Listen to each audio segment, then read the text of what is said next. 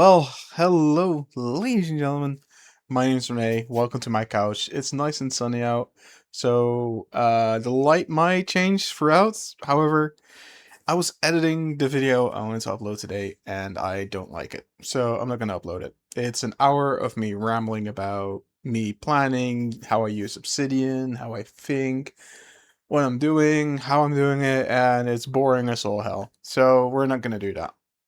I'm not gonna have you sit down for an hour and 4 minutes, of which people are only going to watch the first 20 seconds before they click off. Not going to happen this time. No. So this here is let me first do this real quick because I'm being stupid. Is it this one? Yeah, there we go. Oh, hey there. So this here is Obsidian. It's a notes keeping tool with like a relational database in the background, and you can sort of organize your notes and link them up together. It's very cool stuff. Not very interesting as a video topic, because what the actual video topic is not necessarily this here network of ideas that I have, the things that I want to do. It's how I get to those ideas and how I want to actually accomplish them. So this is the personal version, which I'm not going to share because there's a lot of like hyper personal stuff in there. So I made one in the last video that I'm not going to upload, where I am actually working off of something that is less personal. So what is important for me? That is the most important question, and it's actually important enough that I'm going to go back to this view. Little dog hair in my mouth for some reason. So, what is important to me, right? As a person, I want to have a family. That is like for me to have a fulfilled life, to feel like I am happy when I'm 80, when I have grandchildren, to be annoying with. That is my vision of a fulfilled, happy life. Right now, I'm 38. I'm childless, obviously. I am overweight, and I have a whole bunch of like things I have to work through to get to that point. Um, this is the stepping stone that gets me towards that. So, what I do in Obsidian is I write down my big goal.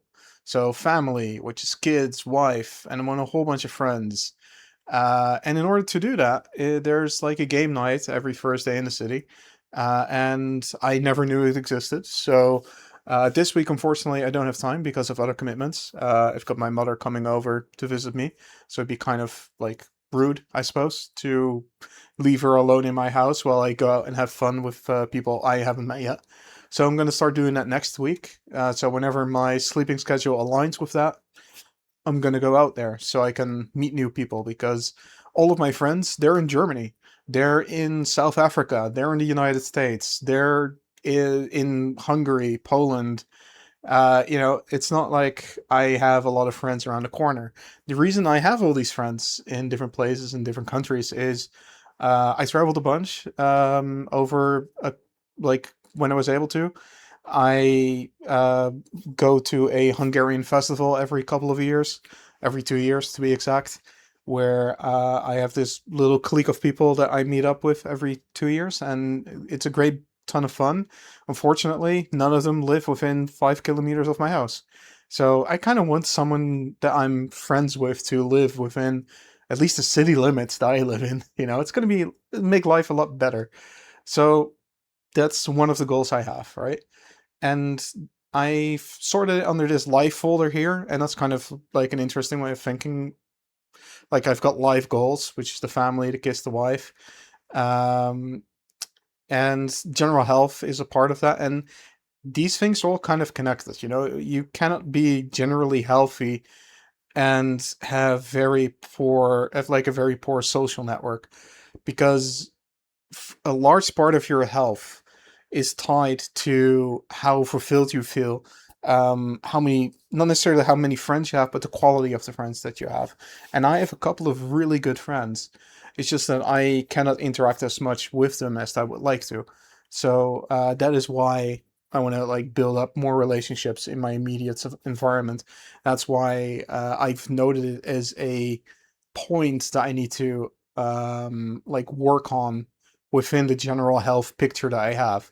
So like in general health, I'm saying like I want to get old, I want to have children, I want to be able to play with my own children, you know, and I don't want to be so fat that I cannot like teach my imaginary child to ride a bike, you know? So I'm measuring my weight or my health by being able to climb a mountain. Yeah, that's going to be in a couple of years. And next year, what we're doing is, let me go back to this view again. So in my general health right now, you know, measuring by Kilimanjaro, which is over here. So I need a basic level of endurance to do that. I need to be able to climb the actual mountain. I need to be able to walk steep angles for long periods of time. So the easiest way for me to practice that is going to be in Germany. Like the Netherlands is flat. There is not enough like steep angles here to actually train towards climbing a mountain. I'm going to do Mud Masters in 2027 as sort of a goal measuring where I look at like, hey, what is my current status? What do I still need to work on? Am I able to do like hard, strenuous exercise for a couple of hours? Because that is what Mud Masters is, right? So I need to be able to do at least the 6 kilometer track, hopefully the 12 kilometer one. Now, in order to climb Kilimanjaro, I need good enough finances. You know, I need to be able to afford actually going there. You actually hire a tour guide, and you're legally required to hire a tour guide. I've looked into it. So, and because there's like the budget for it is going to be around 8,000 euros. After I've did a little bit of research, so that's not something I'll be able to afford tomorrow. So I've set the deadline for that when I'm 42 years of age. So that gives me about 3.5 years to accomplish this. And I think that should be doable. But, you know, the way this is structured is like I go from my general health and I measure that with Kilimanjaro and Mud Masters. And from there, I noticed like, hey, I need money to actually go to Kilimanjaro. So that is why this networked way of looking at problems is very useful, because it's easy to say, I just need to lose weight, but you need to explain why you need to lose weight. And if you do it with something as vague as, I want to feel healthy, then, you know, I feel fine right now. Sure, it's hot outside and I'm sweaty, but it's not like I feel like I'm dying. So it's really hard to like then use that as motivation. Instead of, if I define my need to lose weight by, hey, I need to climb a mountain, hey, I want to be able to run when I have kids so I can teach them to play to ride a bicycle. You know, then it becomes a lot more personal and becomes a lot less like esoteric or vague, where you can just say, oh, I want to feel healthy. You know what I mean? You know, because if you I'm going in circles. Let's go over to the next subject.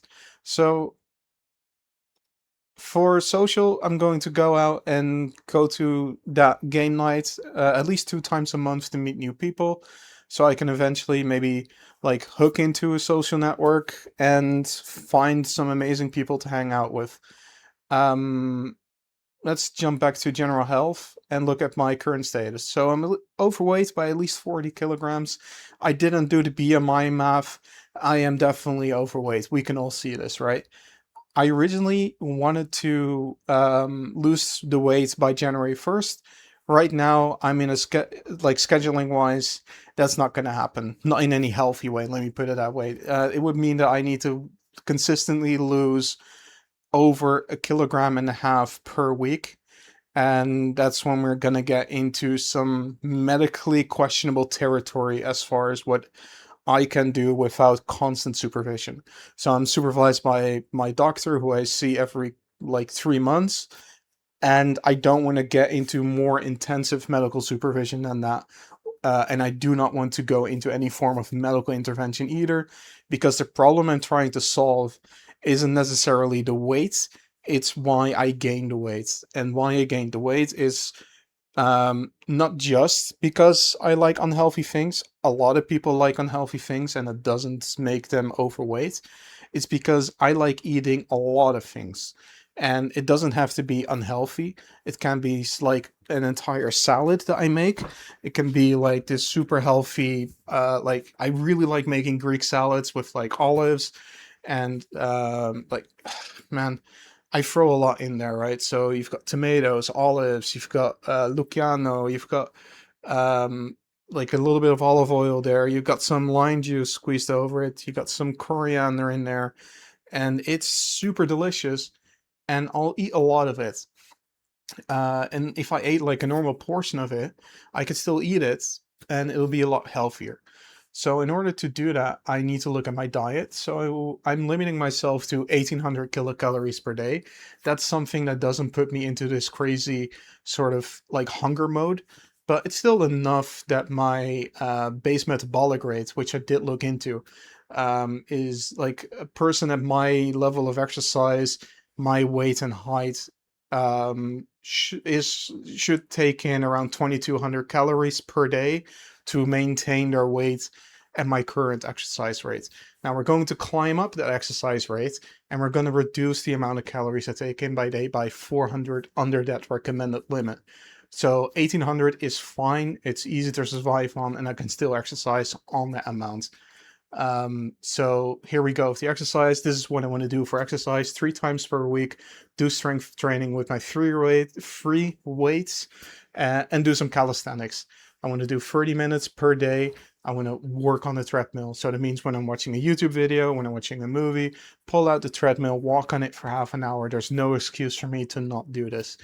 And in my previous videos, in my previous thinking, well, not this is not like I've always thought this way. I just never applied it to this. Let me put it that way. In my previous, I never made like the hard commitment. I'm doing this specifically for this amount of time at this interval. So that's something that I've written down right now, and it is in my head. It's law. Like I have to do this now. I've written it down. I'm committing to it. So um, we talked about needing 8 grand for traveling to Kilimanjaro. Now, I have my own business. Like my business right now has been going for 4 years, and I've got zero revenue in these past 4 years. That's very unhealthy for a business. Next year is going to be my first revenue year, and I really hope it's going to be a good revenue year because I've been developing a video game, and that video game is getting to the point where like early next year I've got a demo out, and then later next year I've got like an actual build out that I can sell to people that they can play. Now, I want to have a net revenue of 75 grand per year from 2028. I'm not expecting that to the game to sell that much in 2027, that I'll be able to attain that net revenue. I'm also not expecting YouTube income for at least another 2 years to be anything that's significant. So any YouTube income that I will take, there'll probably be just a couple of like in the low €100, maybe 90 to 200 euros. Let's put it that way. And that will be just camera equipment, microphone, that sort of stuff. So that will become its own self-sufficient little engine until it actually starts creating some revenue. I'm not making this YouTube channel for revenue. I'm making it to build a structure of habits. So I promise myself something on a YouTube video and I act on it. And the habit is every Monday I make a YouTube video so I can sort of keep myself going, if you get what I mean. I need to build a structure because my life is very unstructured. I am on disability. I'm fully disabled by law. I've got the sleeping disorder. I've got my ADD. I've got Asperger's. These are all things that aren't super interesting to talk about, but it does mean that by law, I'm 100% disabled. I get 24K gross per year from the government, which is a lot of money, as in like 24 grand is a lot of money, is not a lot of money to survive in Western Europe. Now, I'm fine, I'm not in any financial stress, I'm not in any trouble or whatsoever. However, I do need to up that number. Now, there's a problem with social systems as they work currently, in that I am incentivized to not work. Like the moment I start working, I have to, first of all, repay for the period. So let me put it that way. If I start working in the middle of the year, if I get revenue, say tomorrow, right, then the amount of revenue I get tomorrow will be calculated against the year before then, and I will have to pay that amount of revenue back for every month that I had in that year. So it is for the year that I actually take revenue, I need to make so much money that I can repay my disability pay for the entire year. That's kind of the trap I'm in. Um, and this is like a really rough way of explaining it. There's like some nuance here and there, but that is kind of how it works. So, and the amount of money that I get deducted is more than I would actually make because of taxes and a whole bunch of things. So you're very much not stimulated to actually work or start your own business. What I'm doing right now is personally very risky. And if anybody else is within the same welfare system as I am, I would recommend them to not do it at all, because you don't want to get into the position where the government says, hey, you're making revenue, you can work, and then because of your health issues, you can no longer work. They will take away your disability permanently, because that can and has happened to people that I know. So that's the finance side of it. The video game, like I said, I'm going to release in these are my targets. Like financial year 27 is the release of the video game. Financial year 26, so that is until April 1st, 2027, is going to be the demo release. So yeah, that's the video game side of things. And this is kind of how I function and think, because you can see that all these things here, like on that network, they're connected to each other. There's not a single thing that doesn't influence another thing that's important, you know. And that is also kind of how fixing life works. I've been fixing my life from the moment I left the house over 18 years ago. I got out of the house with a giant debt. Like a family member of mine was uh, fraudulently using my bank accounts to get loans. I had no knowledge of this. The moment I like get out of the home and I do all of my moving papers and everything, I get inundated with bills that I didn't know existed. So I was down in the whole 50 grand. So as a like a 20-year-old, 50 grand in the hole, no high school, no education. You're going to a mental health clinic because you just discovered you're autistic and you need to deal with all that shit. So I spent like a good amount of time working already on my life, like pretty much 18 years. So this isn't a new thing for me. This is just the next chapter for me, and this is how I've been tackling everything before then. And I really hope that this method of working works for the future as well as it did for the past, because I know where I came from. I'm not going to, beyond what I just did, talk publicly about where it came from, at least in the foreseeable future.